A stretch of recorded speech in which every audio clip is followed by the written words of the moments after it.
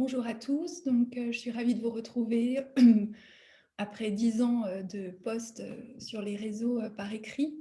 Je sens qu'il était temps de partager avec vous en vidéo et avec la voix. Je vais vous proposer des vidéos hebdomadaires sur les énergies du ciel avec toujours cette vision archétypale et mythologique qui me caractérise et qui me passionne. On commence avec cette semaine de rentrée du 5 au 11 septembre. Donc, il y a vraiment trois aspects importants à retenir. L'entrée de Vénus dans le signe de la Vierge, la fameuse rétrogradation de Mercure qu'on va essayer un petit peu de démystifier, et bien sûr la pleine lune en Poisson. Vénus rentre dans le signe de la Vierge après avoir passé le mois d'août dans le signe du Lion. Pour les anciens, c'est vrai que pour l'astrologie traditionnelle, Vénus en Vierge est ce qu'on appelle en chute, puisqu'elle est exaltée dans le Poisson. Et en effet, on est un petit peu loin dans Vénus en Vierge des exaltations romantiques et amoureuses du Poisson, puisque dans la Vierge, elle est dans cet idéal de pureté, de perfection, qui parfois est peut-être moins compatible avec les désirs souvent amoureux qu'on nous décrit dans la mythologie d'Aphrodite. Mais il faut savoir que Vénus en Vierge, ça peut être vraiment l'occasion, puisque Vénus va nous renvoyer à cet archétype de l'amoureuse ou de l'amoureux en nous, mais aussi de l'artiste. C'est la fonction planétaire qui vient exprimer nos valeurs, notre manière de tisser des liens, notre manière aussi de vivre notre vie érotique. Et le petit clin d'œil que je trouvais pour l'entrée de cette Vénus dans le signe de la Vierge, où ceux qui me connaissent savent ma fascination pour les astéroïdes, c'est qu'elle est conjointe à l'astéroïde Eros. Eros, qui est ce dieu de l'amour, mais qui est aussi dans certaines versions mythologiques une des forces primordiales qui engendre tout mouvement de vie. Donc le fait que Vénus en Vierge est conjoint à Eros, je pense qu'on vient vraiment nous interroger sur notre désir, sur nos idéaux, mais qu'est-ce qui est de l'ordre aussi de la pureté, du désir. Alors on pourrait aller, même dans une discussion philosophique, est-ce qu'on doit céder à toutes nos passions? Est-ce que justement, ce n'est pas l'éros qui permet le mouvement de la vie, alors que la Vierge souvent essaye de maintenir les formes en l'état? Mais ce qui va être intéressant, et ce qui est particulier, c'est que lorsque Vénus est dans le signe de la Vierge, c'est-à-dire qu'elle est dans le domaine de Mercure. En astrologie hellénistique, les planètes visitent un domaine, ça n'a rien à voir avec les maisons, mais elle est dans le domaine de Mercure, puisque Mercure régit la Vierge, et Mercure actuellement est en Balance, donc il est lui dans le domaine de Vénus. Donc en fait, les deux planètes sont dans ce qu'on appelle en réception mutuelle, donc quelque part elles se font écho, et Vénus en Vierge dans ses qualités de raffinement, avec donc dans le domaine de ce Mercure en Balance qui essaie toujours de sous-peser, d'essayer de comprendre nos dynamiques relationnelles en comprenant l'autre, il y a peut-être l'opportunité avec Vénus en Vierge de raffiner, de discerner, de faire vraiment ce travail intérieur, de maintenir ce qui doit être intact, notre virginité au sens primordial ou ancien, qui était devenir complet. Il faut savoir que pour les Jungiens, le processus d'individuation pourrait s'apparenter aussi à ce signe de la Vierge qui cherche, avant justement l'entrée dans le signe de la balance, à raffiner ses contours. Voilà, avec Vénus en Vierge, j'allais dire, soyons peut-être attentifs aussi à notre corps, à ce lien corps, âme, esprit, et qu'est-ce qu'on a besoin de purifier en nous au niveau de l'énergie, au niveau physique, au niveau de ce qu'on digère. Il faut savoir que la Vierge est liée aux intestins, donc il y a aussi tout ce processus d'assimilation, de discerner un petit peu le bon grain de livret. Alors ça fait un peu une référence biblique, mais peut-être qu'on peut se le permettre dans le signe de la Vierge. Et ce qui sera intéressant lors de son parcours en Vierge, c'est qu'elle fera souvent un carré avec Mars en Gémeaux, donc l'amant cosmique. Et Mars en Gémeaux viendra sans doute la titiller un petit peu, lui demander un peu de se flexibiliser, lui demander d'oser peut-être ne pas être si fidèle à certains de ses désirs, à certains de ses principes. Il faudra sans doute danser avec cette énergie plus faux-folle d'un Mars en Gémeaux, même s'il sera aussi rétrograde. Donc voilà pour l'entrée dans ce signe, qui est, je trouve, une ode au petit, qui est une ode à prendre apprendre le temps, j'allais dire apprendre le temps d'apprécier ce qui est, loin des frivolités du lion, mais aussi de l'expansion du lion. Il y a quelque chose de plus intérieur, tous les signes de terre sont un peu plus intériorisés, hein. Et prendre aussi le temps de faire le tri dans nos désirs, dans ce à quoi on aspire, et dans nos relations, hein, comme je le dis, avec en plus Mercure qui va devenir rétrograde en signe de balance, il y a peut-être quelque chose, hein, sur la thématique amoureuse cette semaine qui, alors même si on aura la pleine lune en poisson qui nous parle de toute autre chose, mais peut-être pour la préparer, voilà, d'essayer de discerner sans devenir tyrannique, hein. L'ombre de la Vierge et d'une Vénus en Vierge serait de se fixer sur le détail qui ne va pas et que ça prenne toute la place, hein. Il y a un tel idéal dans la Vierge qui des fois aspire tellement au ciel qu'elle en oublie son humanité, hein. C'est peut-être là où on le verra avec Mars en Gémeaux, il y aura aussi de prendre plaisir dans le mouvement et dans la légèreté.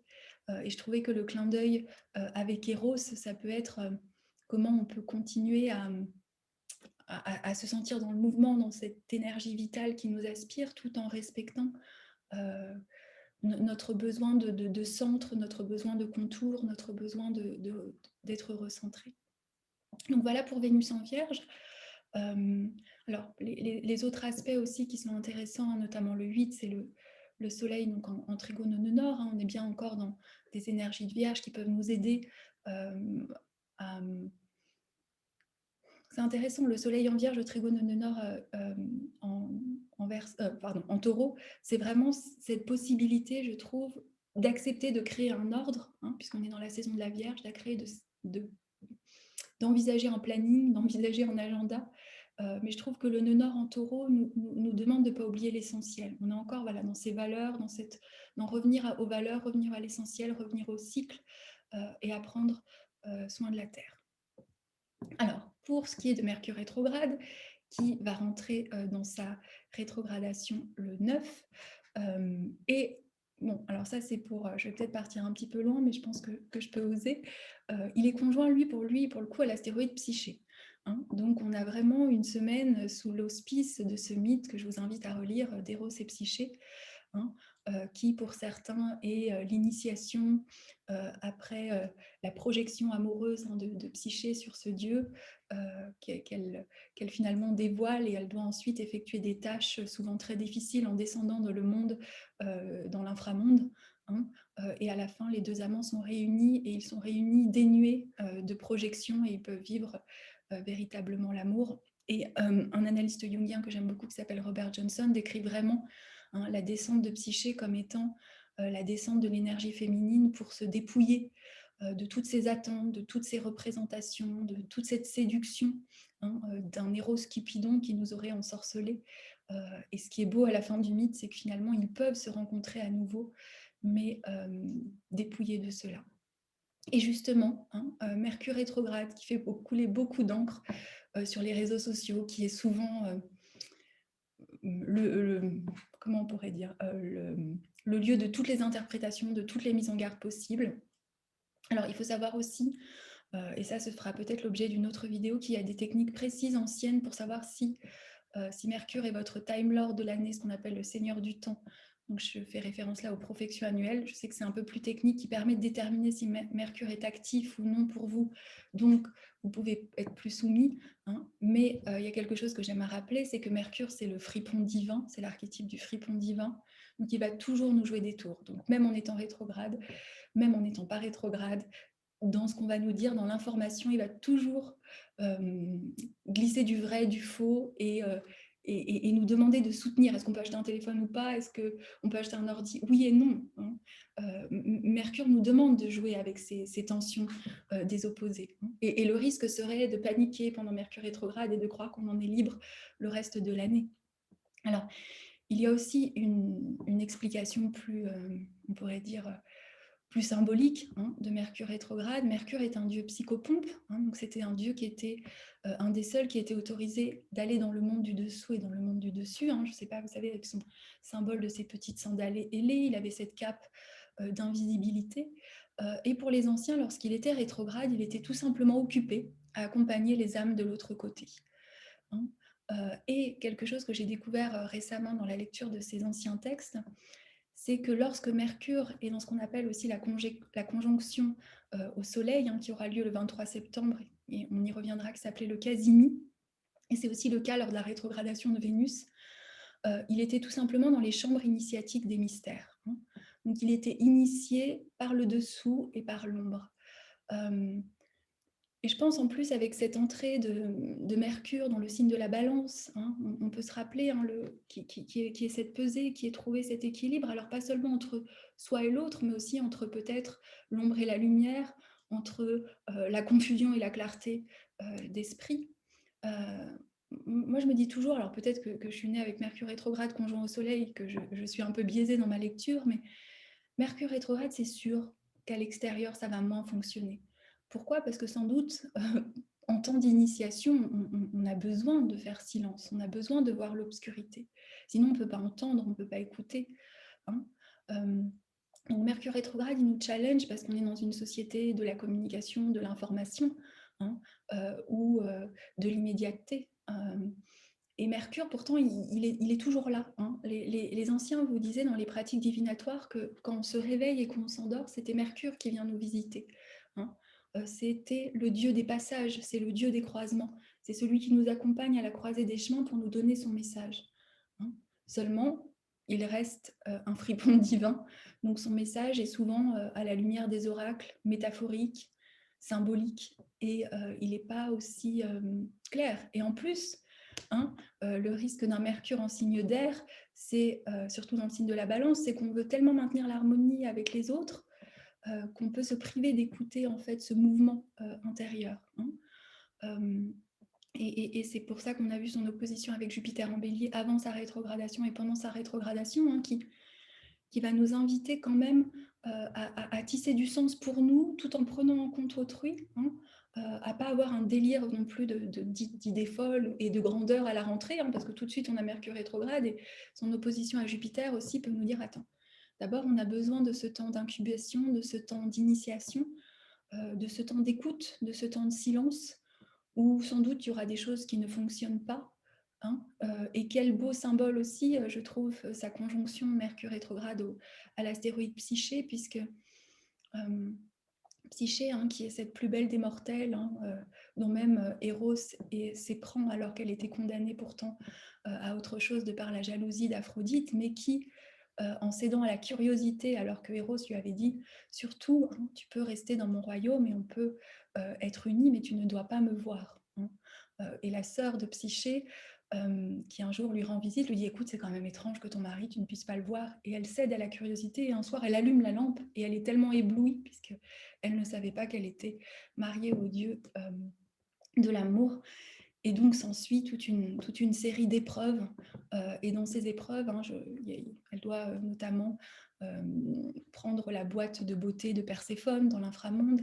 Elle doit aussi, à un moment donné, dans la paille, trouver des choses qui sont impossibles. Et ce que je trouve magnifique, c'est qu'elle est aidée à un moment donné par des fourmis.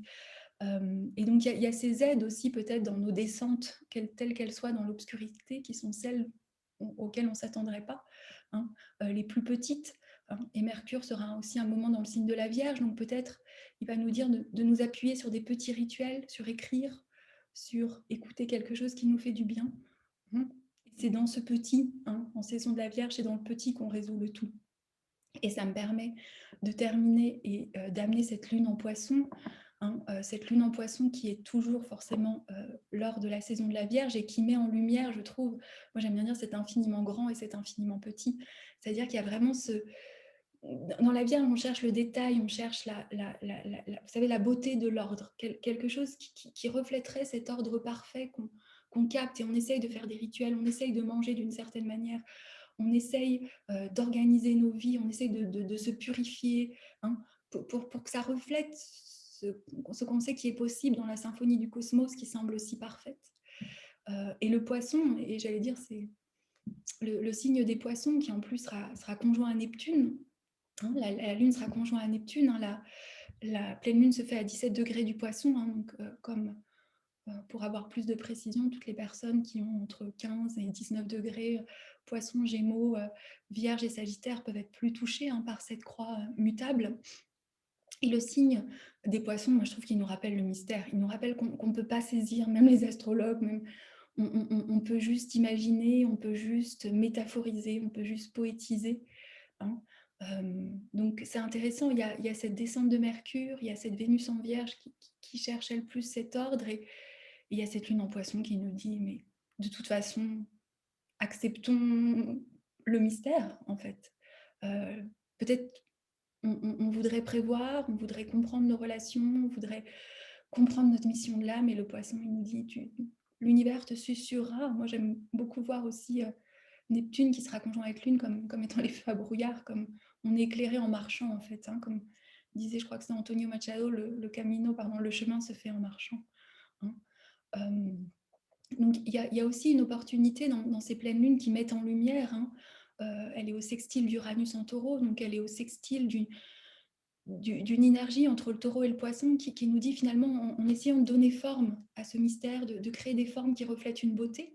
Alors, on sait que Vénus est en Vierge, donc on ne va pas être dans l'idéal exact, peut-être dans ce qu'on a capté à la pleine lune, d'essayer de dessiner ou d'écrire exactement. Mais moi, j'imagine souvent le Taureau comme étant cette coupe. Et là, au sextile, c'est comment on peut, dans le Poisson, accepter que les choses descendent et puis leur donner une forme, même si on sait que la forme est impermanente. Hein. Donc ça peut être quelque chose avec l'imaginaire, ça peut être une image, ça peut être une poésie, ça peut être un texte. Hein. Ça peut être se sentir touché par la grâce et essayer ensuite de l'incarner vraiment, cette énergie dans notre corps, de la faire descendre. Et il y a des formidables pratiques qui nous aident à ça, hein. De danser la lune tout simplement, de danser son mystère. Hein. Donc forcément, comme c'est une pleine lune dans un signe d'eau, hein, et d'ailleurs je vous parle depuis Antigua au Guatemala où il n'arrête pas de pleuvoir, donc on est bien dans ces eaux abondantes et sans cesse, hein, accepter l'eau. Et le mythe lié au poisson, nous dit Luc Biget, c'est le mythe de Proté. Hein, Proté, c'était le gardien des phoques de Neptune qui avait ce don de médiumnité mais qui en avait peur. Et il faut qu'il soit terrassé à terre pour l'accepter. Et ça me fait penser un petit peu à cette pleine lune au sextile d'Uranus en Taureau. Comment on peut accepter d'être terrassé et que ça ne nous demande pas d'atterrir ou d'être grounded, vous savez ce qu'on vous dit souvent pour tous ceux où on n'est pas très ancré, mais ça nous demande simplement, ça permet que nos dons s'expriment et trouvent une forme. Donc voilà, j'espère que ce format vous a plu, que voilà, donc avec mon j'offre ce que j'ai à offrir avec qui je suis, donc un cerveau assez arborescent, des références multiples. Je vous mettrai dessous les dates, hein, de Vénus, Mercure et les degrés, hein, pour ceux qui sont un peu plus dans la partie technique. N'hésitez pas à partager, à me laisser vos commentaires sur des sujets que vous voudriez que j'explore. Voilà, et j'en profite aussi pour vous inviter au cercle des Vestas. Hein. Vesta est un archétype féminin de la gardienne du feu sacré, de la prêtresse, même si elle n'a pas forcément de référence à un temple, hein, mais c'est voilà, un cercle que j'ai créé, je vous mettrai le lien dessous, que je sens l'appel de faire à donation pour tout simplement se soutenir justement en ces temps complexes peut-être, pour être gardien de notre authenticité, de notre lumière et continuer à sentir qu'on est plus fort lorsqu'on est connecté à plusieurs. Je vous remercie et je vous souhaite une belle journée.